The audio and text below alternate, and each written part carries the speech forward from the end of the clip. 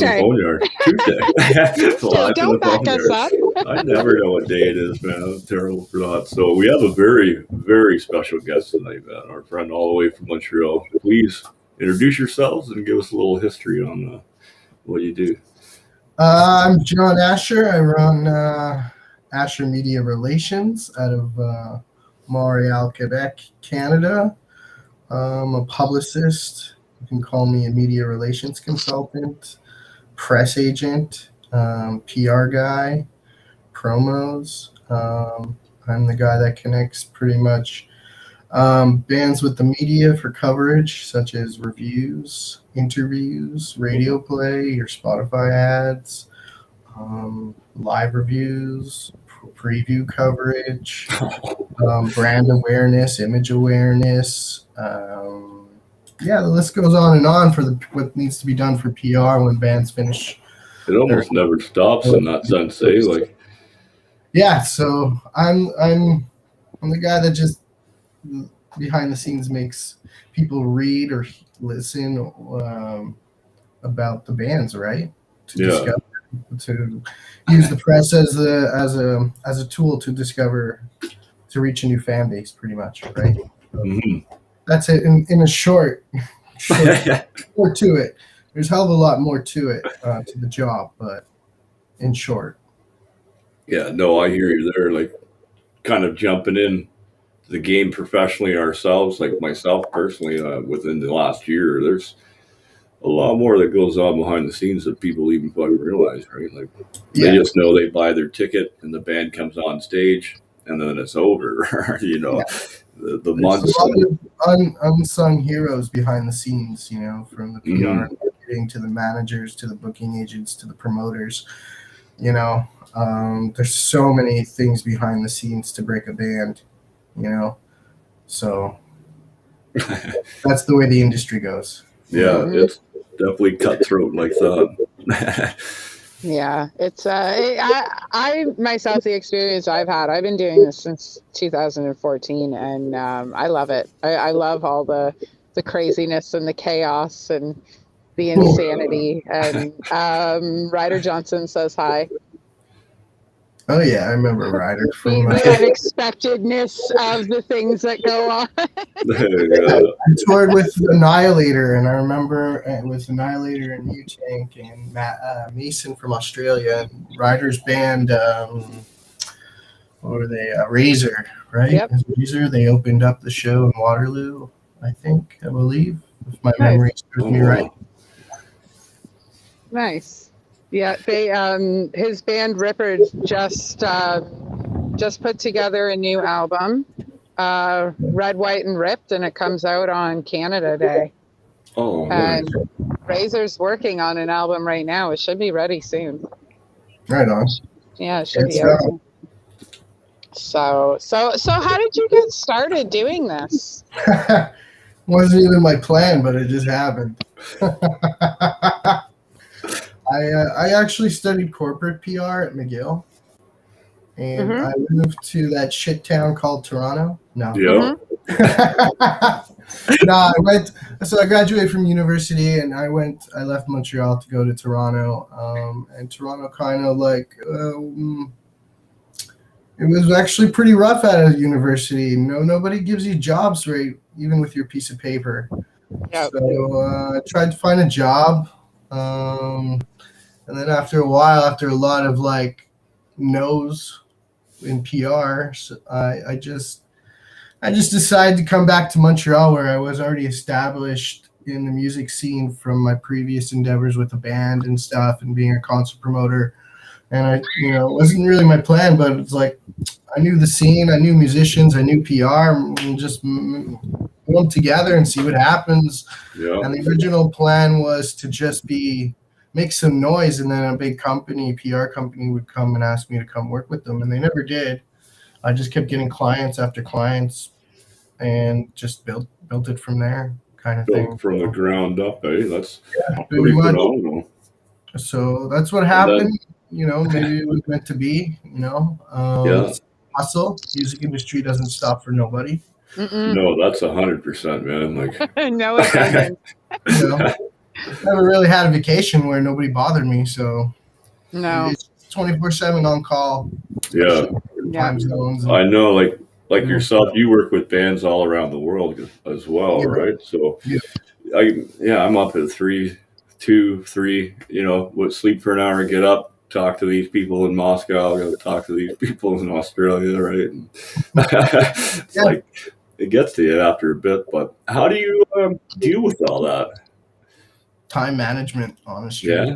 Time management and having no life, really. Yeah, The no music, personal life. I understand the that. music industry is it consumes you. If you really want to be in this music industry, and it's not for many, you got to sacrifice pretty much everything. Like, you know, it's a 24/7 job. Like, I could be on the road, I could be away, I could be at a funeral, I could be at a wedding. People still bother me even without any consideration. And Mhm. it's just the way it goes. Everybody needs something. It needs to be done. You don't stop. You just don't stop in the music industry. Period. No, that's Yeah. 100%. Like I've learned to nap. Like I napped before, but now I don't sleep anymore. It's just a quick nap, and I got to get up, do this, quick nap, do that. Right. When in the mornings now, the guys will drive in the morning because I'm sleeping in the back of the truck, and then I'll always drive home because I got a good 2 hours sleep, depending on how far we're going that day. Right. You get accustomed to it, right? Mhm. That's pretty much how it goes. That's it. It's time management. Like, this is my day. This is when I sleep. This is when I find some private time. You just manage it all in a schedule. That's pretty much what I do. I write it all down on a schedule. What am I doing today? What am I doing tomorrow? What am I doing next week? What am I doing in a month from now? What am I doing from 6 months from now? I got it all figured. I already know what I'm doing in 6 months from now. I already know what I might be doing by next year. Music industry always has you thinking ahead of the game. What do I got to do? What do I got to do? So. Yeah, because we're months ahead on like our bookings and stuff for our show here just alone, right? Like I can only imagine with everything else you do, like you said, a year from now what's going on. Constant scheduling. Like I have a bazillion different schedules for everybody, right?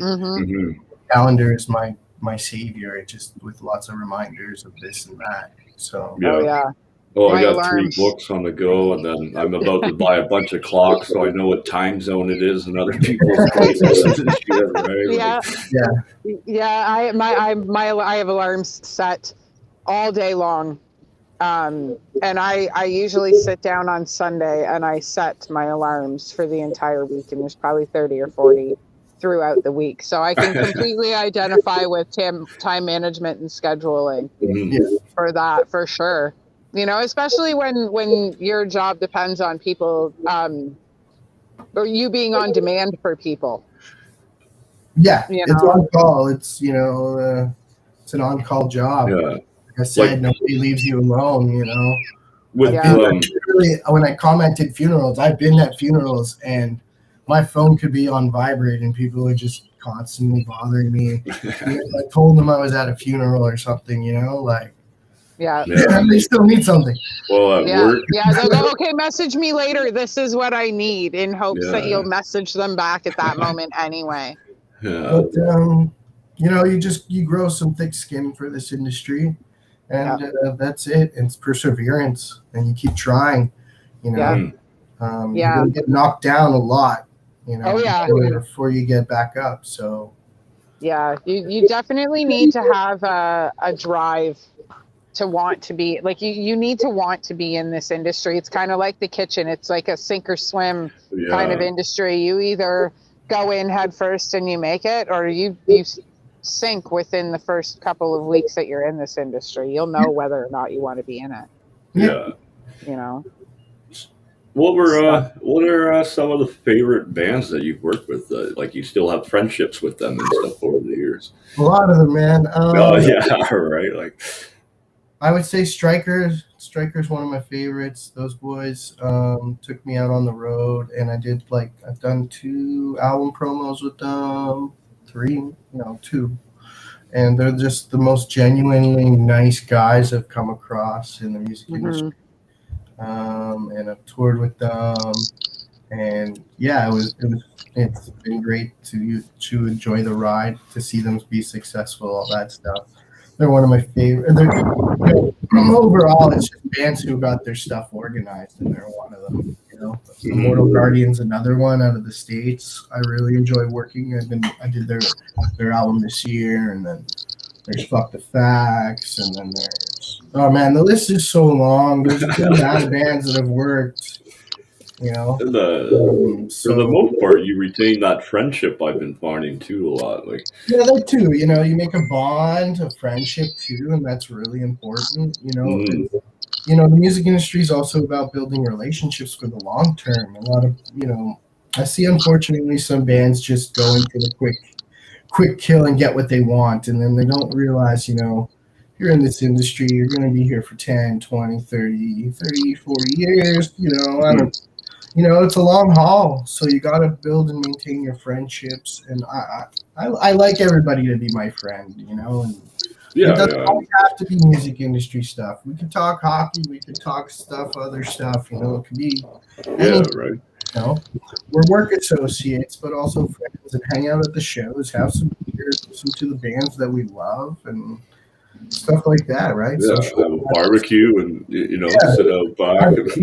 I've done that, band barbecues and togethers where we're not necessarily at a show. We're just hanging in the park or at someone's house. And, relationship maintenance is really important in the music industry. So that's another key. So yeah, I find that this industry is, sorry, I'm watching kids in the park thinking about how family oriented this industry isn't, but how we make families out of this industry, I guess, for lack of a better way to explain it. Yeah, no, everyone's like close knit because the music industry is honestly very small.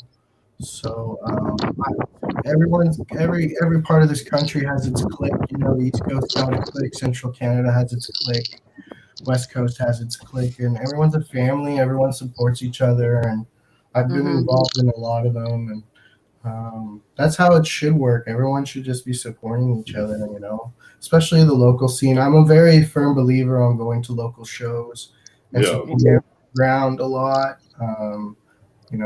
I enjoy 4 times a week a show, supporting the local scene for bands and stuff. Watch them hone their skill and develop and grow too has always been a thing. To be like, oh yeah, man, you've seen bands when they first started out, and then 4 or 5 years later they're doing even better things. Yeah, it's always great. So, I like to be able to say that I've seen bands like Electric Dead 40 times, and I've seen Slightly Intoxicated 43 times, and I've seen Snake River Redemption 15 times, and it's kind of nice, like you say, to watch them grow and hone their skills. Yeah, it's a progress. It's a progressive build. That's how it goes too. No, yeah. It's weird how it works though. Like even like we were just talking backstage, I'm on my way to Montreal in 2 weeks for a big barbecue with a couple bands and stuff, right? So yeah, I'm actually that's my second home is Montreal. I spent just as much time there as I do here, right? So it's been quite the drive though for me, but definitely worth it. It's worth it though. Anywhere in Canada is a drive. That's so true. That's fair. Yeah. Anywhere. I've crossed the country 3 times, and it's long. Yeah, it's never a 10-minute drive to the next town. 2 hours fucking tour. See, I kind of drive where we played Vancouver and then had to play Calgary the next night, and that was 16 hours to get to. Yeah. That was a 16-hour drive just to play a show, and you played the show in Vancouver and you're out of there. You got to split. Yeah, we gotta go. Gotta go through the Rockies and prepare for anything can go wrong. There's always something that goes wrong along the way. Yeah, especially on the road. Yeah, you make it happen. Canada is just one of the best and worst countries to tour. Yeah, absolutely. I do prefer driving through the States as far as that goes. Like I love Canada and all, but yeah, it's so far and few between, and then like you can run into fucking 3 feet of snow and then rain the next day. You know, like at least in the States, you get further down, it's sunshine 99% of the time. Yeah. Although when I was down in San Antonio, I fucking hate that section of freeway though. Man, I almost died a couple times. I had to jump off, go have a few beers, get a hotel, calm down. I just didn't want to drive anymore, man. I got there Yeah. at rush hour, right? And it's 8 lanes of traffic, 85 miles an hour. You know, it's like, holy fuck, I'm gonna die. So, what are some of your favorite venues around Canada? Ooh, that's a hard one. I know that's a put you on the spot question. But Yeah. honestly, one of my favorites. Oh man, well, Montreal. It's right now. It's like Turbo House and Fuss, and then let's see. Winnipeg's got a beautiful room. What's it called? What's it called? Try and brain fart. What's that guy's name? Hold on, I'll get you the name. Yeah, Google it now. His name is the Burt Cummings Theater in Winnipeg. Oh, nice. Beautiful rooms I've ever been in. That one's really, I believe it's the Burt Cummings. When I'm out there, I'll definitely have to pop in for a pint and check it out. Yeah, that one's really nice in Winnipeg. Is that the name? I think. Anyway, Yeah. anyways, there was this beautiful room in Winnipeg that was really nice. There's the Rickshaw Theater in Vancouver is legendary for the metal scene and a bunch of other shows. Not the greatest part of town. Never is. But it's still a nice venue. It's a nice little theater. Let's see. Calgary, I like Dickens. Edmonton, I like. It's not called the Starlight Room anymore, but that room is really nice. Where else have I been? I think. Yeah, there's been a good amount, man. And then the MTELUS Theater here in Montreal is a really good room for shows. And and then in London, Ontario, what was that venue called? I forgot that venue. I would have been there for Guns N' Roses probably. There's a few good venues there. There's the Music Hall. There's Collie Office. I think it's a big room. It's a really big room. Norma Jean's. No, I don't think they're open anymore. I think it was the Music Hall. Yeah, London Music Hall is nice. Collie Office is really nice too. I got to see Ailstorm and a Fanimer there, and Crimson Shadows, and what a fucking party that was. I'll be seeing Hailstorm this year in September. Yeah, I haven't seen them yet. Blue Ridge Rock Festival, I got invited down there to do some stuff, right? So. Oh yeah, that one's in Oklahoma, right? Yeah.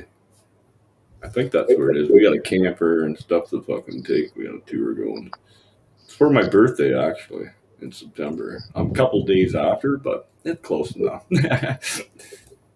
Whatever. It takes me a whole month to celebrate my birthday, so as long as it's within the month, you're fine. So. Yeah, checking out. Yeah, there's lots of bands there. Black Label will be there and shit. Yeah. So what are some of your favorite shows that you've put together? Shows, oh boy. I know. I'm really killing it with the questions today. Honestly, the ones that I've really enjoyed, I'm helping out with the Vakken Battle USA stuff, right? I had seen that. I was going to ask you about that. So that's fun. I do the PR for the Canadian one, which is organized by JJ Targalia of Skullfist. And then for the US, I do it with Eric Dow of Hellsought. And those are fun to do because, you get so much talent, right? You really get exposed to like all these talents from all different corners of each country and stuff. And it's really interesting. And then to see who the final one that's going to play Vakken Open Air is really cool. And then they play Vakken Open Air, like I did that with Tank, and then you're seeing all these people, and you're like, "Damn, this is fun, man! This is cool."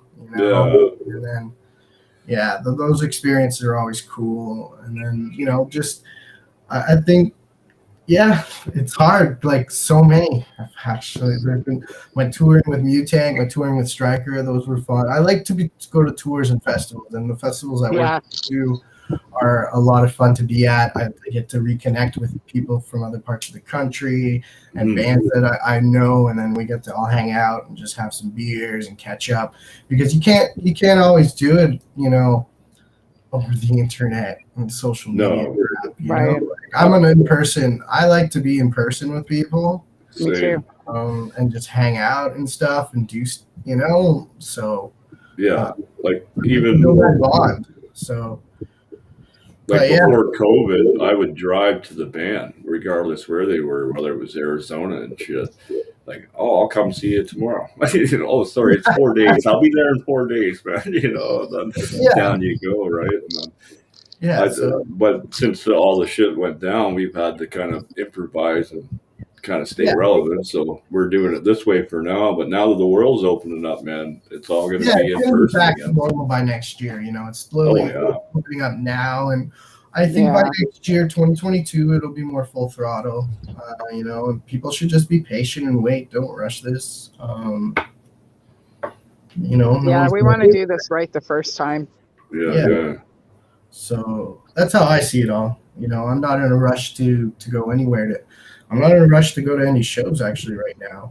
Me neither. I don't have a ticket Not yet. in a rush for anything. I'm kind of still gonna hold out to be like 2022. Yeah, Okay, me I'm too. back in the scene. I'm going to local shows every night, kind of thing. Back into the grind. I see this as a little vacation, a little bit less running around. That's all. Yeah. Yeah. So when it comes to the smaller venues or the big festivals, what do you prefer? Do you prefer the little venues or? Yeah, I actually do. I like more interactive and more intimate stuff, because festivals, it's just too crowded. Like when I did Vakken, it was overwhelming with like 100,000 people in the crowd. You know what I mean? Like it's a clusterfuck. And I like the small, like, give me a show with 20 to 50 people. That's where I really like to be, and you discover some real gems and stuff that way. But I still like the big shows. But I like the small. You gotta balance it out, right? Yeah, and then sometimes it just feels like a more personal touch to it, right, than being in a crowd of 1,000 plus, at a show. That's just my personal take on it, So yeah, I think I like the balance of both. I mean, I like doing the smaller shows, or like you say, the intimate interaction with the bands and stuff like that. Like I got to see Laid to Rest and Well and Wasted, and there was 15 of us in the bar, and that was including the bands. And I got somebody at my door. Hold on. Oh yeah, man, no problem. All times of the hour, right? Yeah, that's hilarious. I love when stuff like this happens in our interviews. Well, that's the great thing about doing it live. Like you can't. Could we just pause? There's somebody at my apartment door, like my door, that I have to go. We can jump back on here in a minute if you want, man. All right, give me like 5 minutes. I gotta go let all right. It's a delivery, so. Yeah, no, it's all good, bud. We'll put him backstage. I love when shit like this happens. Yeah. So what's new, TJ?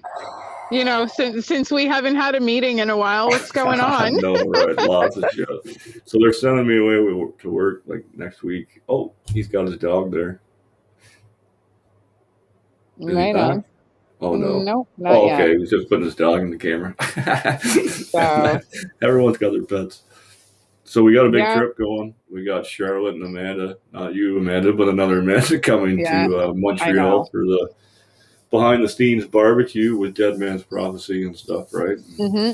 I guess I got a few tricks up my sleeve that I haven't mentioned yet. We got a secret thing going down in August. I can't say too much about it right now, but that'll be all behind the scenes, fucking backstage. That's fine. Let me know about. I was going to say, let me know about it backstage.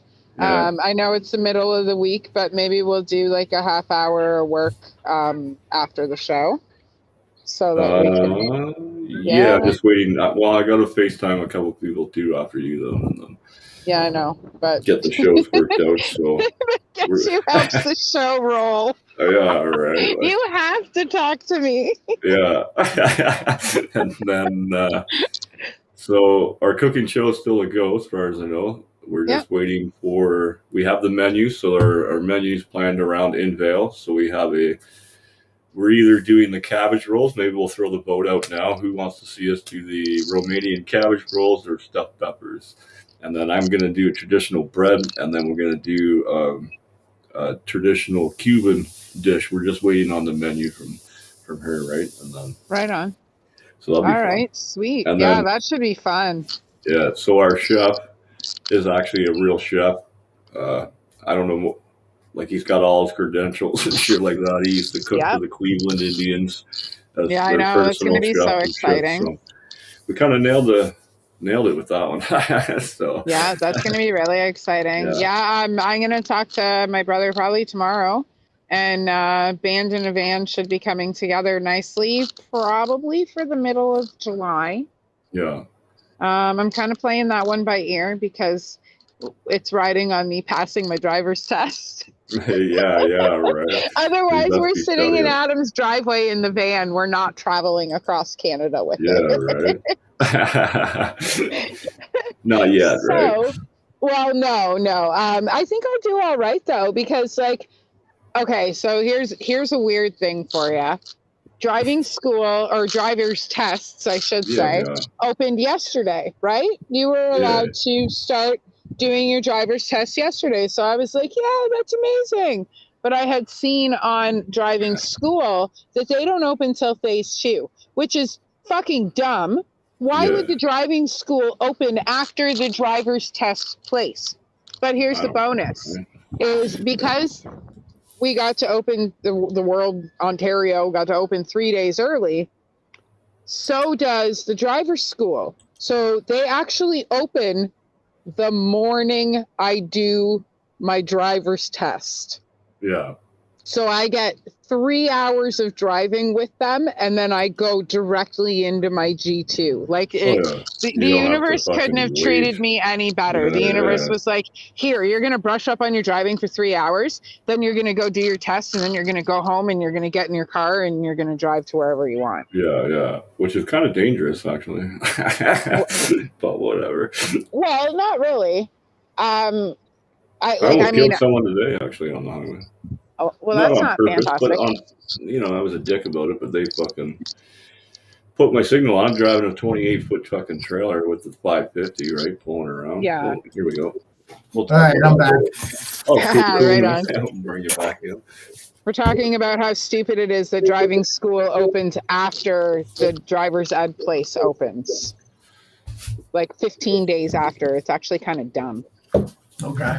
Yeah, but that's just what we were filling the time with.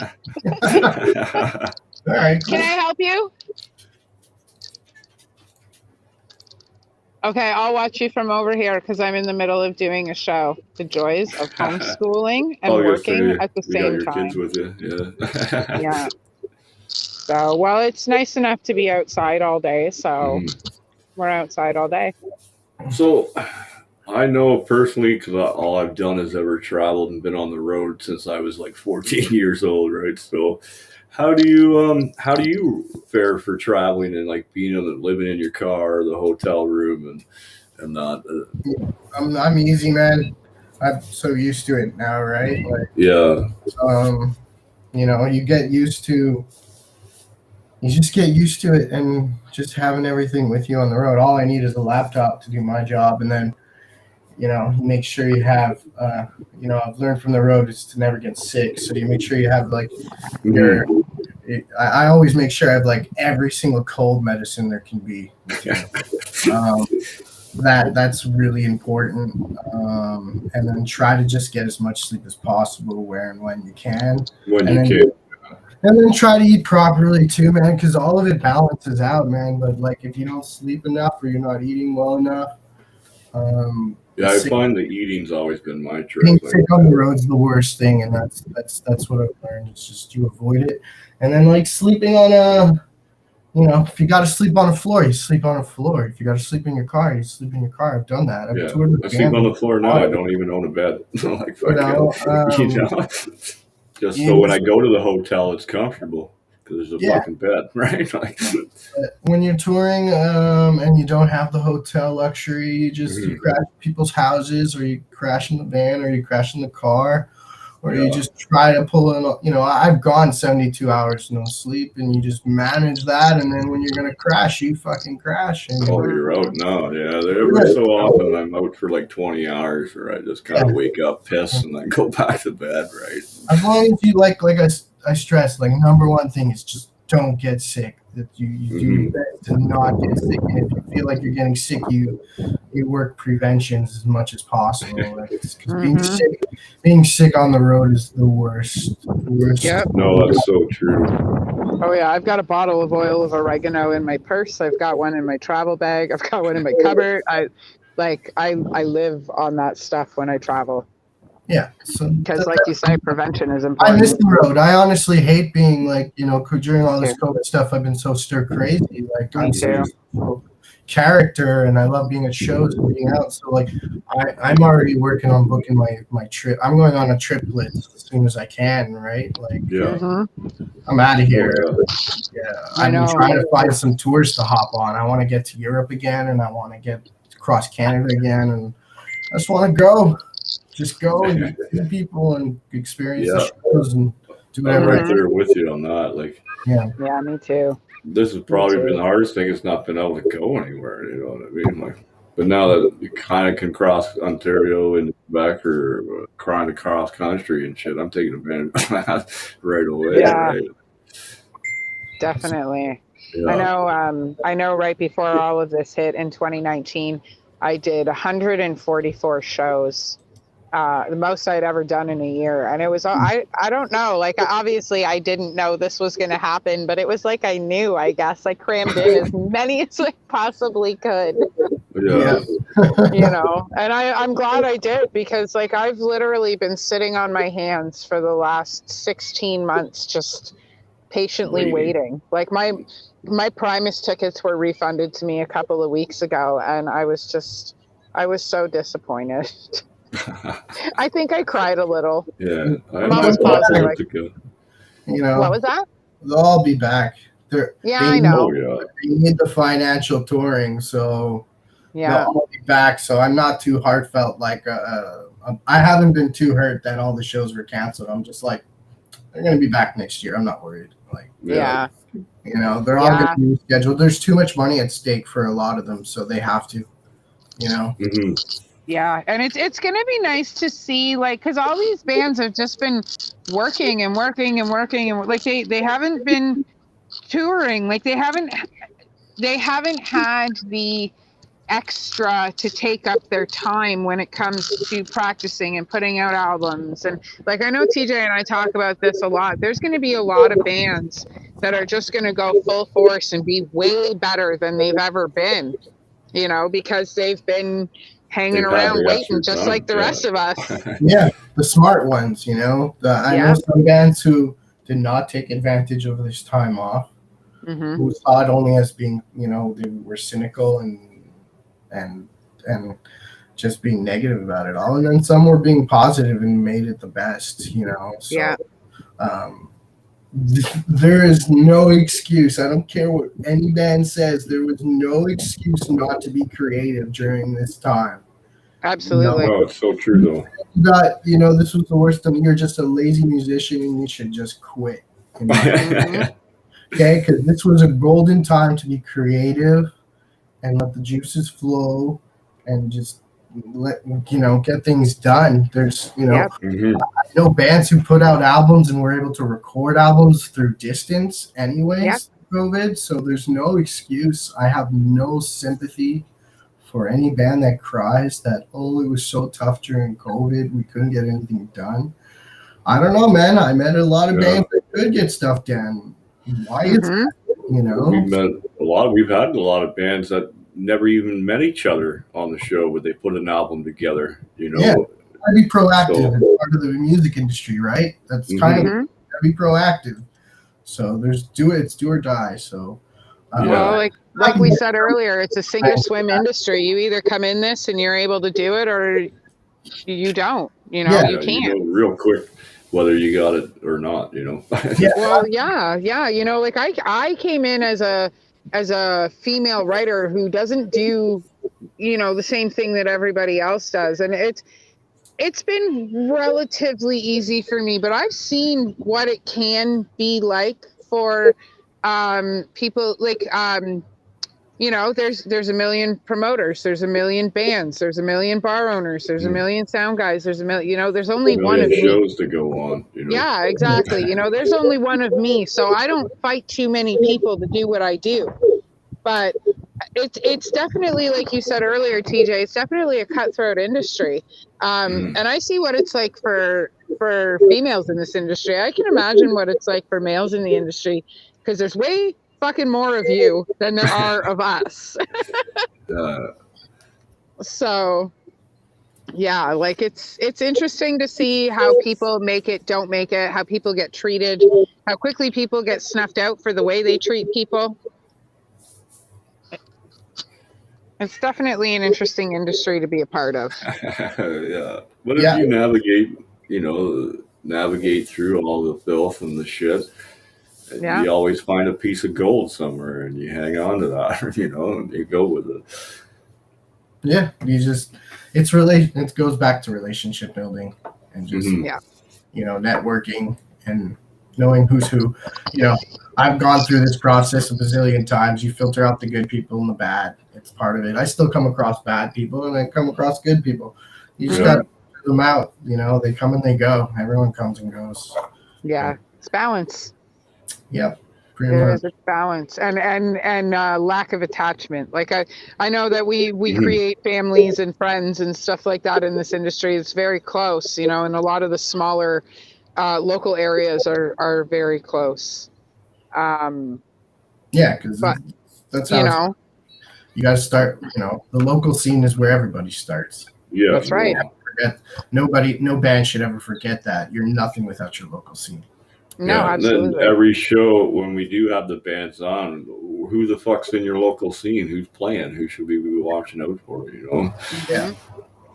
Well, yeah, because we gotta, you know, kind of uplift Well, each other. your skills too. Everyone Mhm. hones their skills on the local scene too. So we kind of brag, we bring you the local fucking scene from anywhere in the world. You know, even though we interviewed all these bands, they're all small local bands out of their area. You know, like we're not having fucking Jeff Hetfield and stuff on here. You know what I mean? Like, it's a lot of our bands are indies. You know, unsigned, fucking just trying to make it. Mm-hmm. Yeah, well, that's what it is, you know. So who are you excited to see get back on stage after this year and a half break, I guess? Well, the show I was anticipating the most personally was Gojira and Deftones. That was my that was the big two bands that I loved to death on a personal level. And when their show was announced last year, I was super stoked. And then they tried to push it to this year, and that didn't happen. I'm hoping that next year it'll happen. There's that and Rage Against the Machine. They were supposed to play Ottawa too, and I was like super hyped because I hadn't seen Rage Against the Machine since 2007. Yeah. And I was super like, oh man, it's so gonna be good with Zach again. I'm all playing together again. Yeah, those were probably the two big shows that I was like, don't care what anybody else is doing. I'm leaving. I'm away. Yeah. I'm going to see these shows. I'm there. Yeah, that's how I felt about Primus. You know, so those two. And then for locally, I'm just looking forward to actually all the Canadian bands to just start rolling through, tours coming through. Yeah.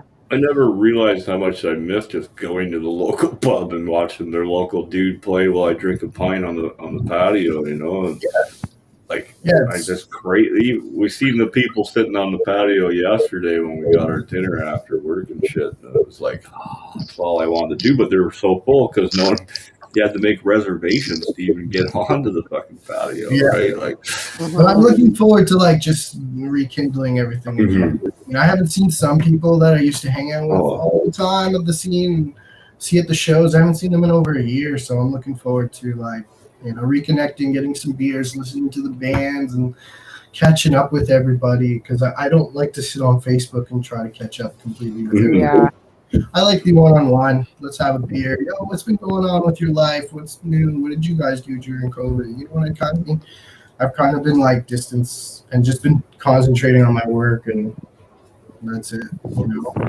Yeah, I've been doing the same. I've been writing as much as I can so that by the time the world does open up at a regular pace, I guess, I can take some time off. Yeah. And I can actually enjoy the world being open again. Before all the new shows come on, before the new creators are coming on, right? I'm taking 3-4 days, and then I get back from that of being in the woods with no communication to the outside world, and then I'm off to Montreal to fucking start up again and not stop for another year, so yeah, exactly. I know I start driving at the beginning, like I get my G2 at the beginning of next month, and I have like 2 months worth of road trips planned out already. I think everybody's going to be traveling. It's going to be it'll be a good time. Yeah, well, I homeschool my girls, and I mean, I write full time, so we can basically be anywhere, and I can work and they can learn. So we're just waiting on me passing this test. I was saying earlier that I got like driving school opened up a couple of days ago or yesterday, the driving tests opened up yesterday. Driving school doesn't open up until July 2nd, which is the day I write my test. I have 3 hours of driving school right before I write my test. So if I fuck this test up, it's definitely on me. So, but my brother has a VW bus and he can't drive anymore because his eyes aren't in any condition for him to drive. And he said that we could drive it around and like use it to interview bands and stuff if we want, but I have to take him with me and I have to pass my test in order to drive this van. So it's just sitting there. He's been working on it, and now the oil's ready to go. Everything's ready to go, and I just got to pass that fucking test, man. Even my car's sitting in the driveway. My little brother bought me a car for Christmas, and it's just sitting there waiting for me. So is there anything that you want to talk about that we haven't asked you during this interview? There's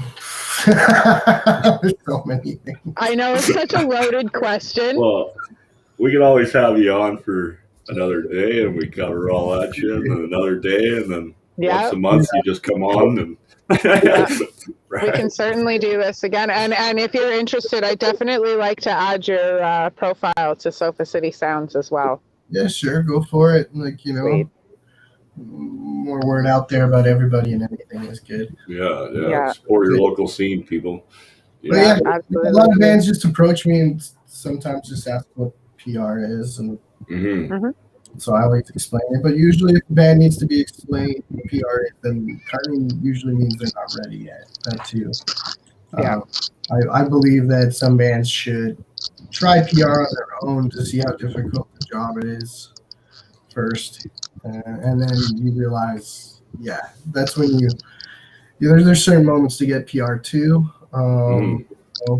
For an album, it depends where you are in your career. If you're fresh out and have done stuff on your own, if not, stuff like that. So, but I don't know. There's so many different topics I can go on, man. It all breaks down, There's print, there's online, there's radio.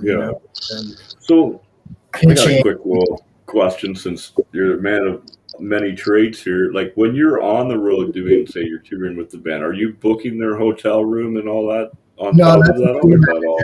That's more tour manager. Usually when I go on the tour, it's just I'm just joining for the fun, but also I use the tours to see my media reps, right? That's the purpose. I like to connect with all the press guys that I know, I talk for years and hang with them for a beer, come to the show and stuff like that. So I always use it as an opportunity to get a one-on-one with people you talk to by email or phone all the time, It's always great to know them in person. So that's what I usually use the tour. But if I have to, like I've had that question. You got from the bands, hey, we need to. I remember during the Mutang tour with Annihilator, I had to find majority. I just reached out to all my friends. I'd be like, yo, we need a house to crash at tonight. Can we crash here? Can we crash there? You know, I was the network guy for that. To find places to crash. And it was very, honestly, we had pretty much every night. We had a friend take us in, which was super nice. And I never forget those people that were generous to let us take us in, feed us, and let us, get showers and all that stuff and sleep on their floors. I always appreciate that. And that goes far with me too. Right. Yeah. So. Well, that's my goal in the end, is to buy land and then, on your way through, fucking stop it. By the way, we got a stage out back. I've never minded that too. Like I've had bands tour and they've stayed with me in Montreal when they're rolling through, and I don't mind. I know how it is. They come in. Here you go, guys. It's not much room, but there's a couch, there's a floor. You need a shower. Here's a bunch of towels. Everybody gets showered up. All that jazz, right? Yeah. So, here's a real meal. Because being on the road, it's hard to get a home cooked meal, man. I don't mind. You gotta. Yeah. Touring is probably one of the roughest things, which the average fan will never understand, because you got to think about it. These musicians write the music, then record the music, then put out the music, and then they hit the road and they have to set up and take down and then drive. And it's and then, you're not. Some of them don't make enough money on the road. It's done at a loss, and it's just a very difficult lifestyle that some people just don't understand or appreciate it. Right. So 100%. But I remember when I rolled into Virginia, that was the first cooked meal like that in a kitchen where I'm sitting at their table in over a month. I think it was my 32nd day or 34th day on the road. Like every day, just truck stop, in a hotel, sleep in the car, stop, do this interview, do that interview, meet these people. When I rolled in, it was the greatest thing. I'll never not appreciate that. Like you're saying, you never forget that.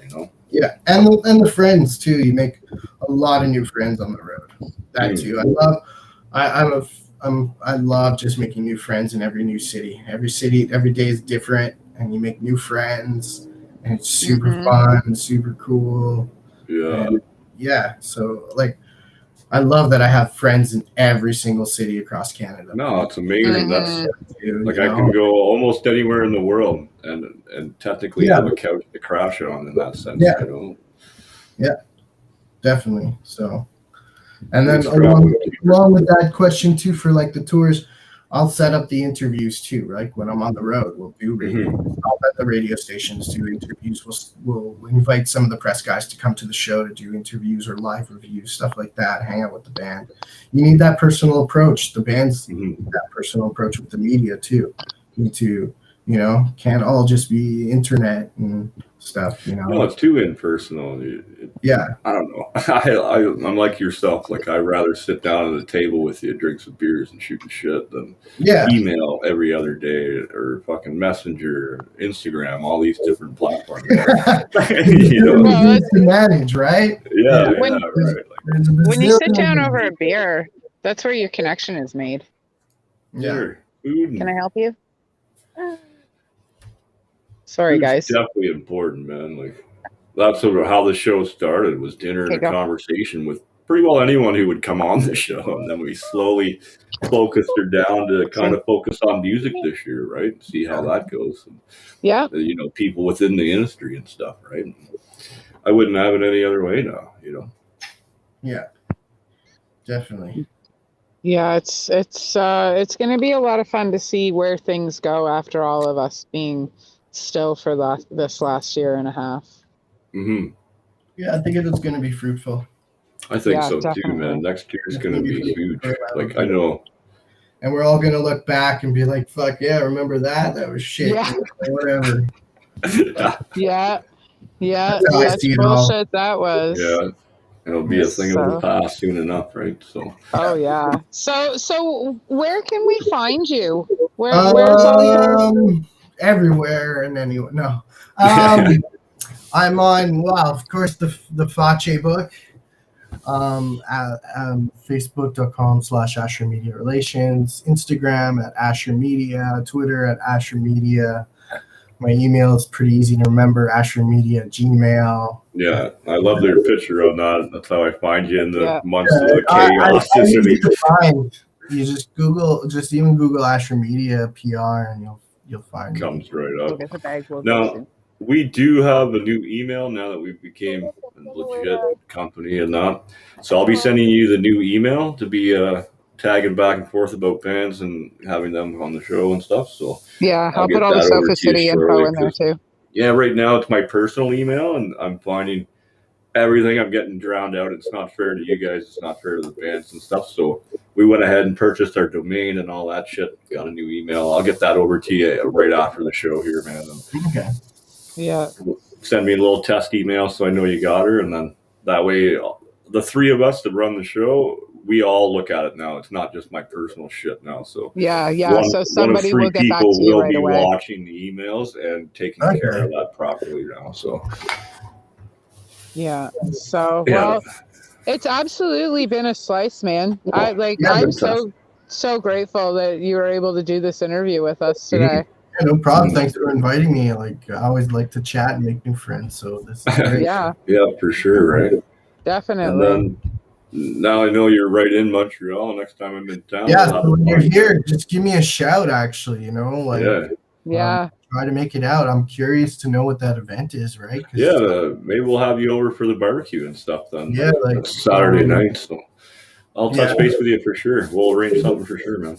Yeah, just touch base with me, and I'm in the city, so I'm not too far. Oh, perfect. I'm like 10 minutes from, 15 minutes from downtown, so not so bad. So just hit me up, man. Hopefully the bars are good and open, and we can all just fucking right. enjoy the summer. Yeah, because we're in town for a few days. It's kind of the girls or the women that are coming with me. It's their vacation. They're all on holidays too. So they were like, "We're coming." Like, cool. Where else to go but Montreal, right? Yeah, right. Like, let's go party with City of Canada. Even like as much as I love the rest of Canada, Montreal just sucks you back in. It does, though. I fell in love with it the first time I came there to interview Your Last Wish, man. Was my first time. Yeah. Right? And I don't remember the one night, but I had a blast, man. It was so great.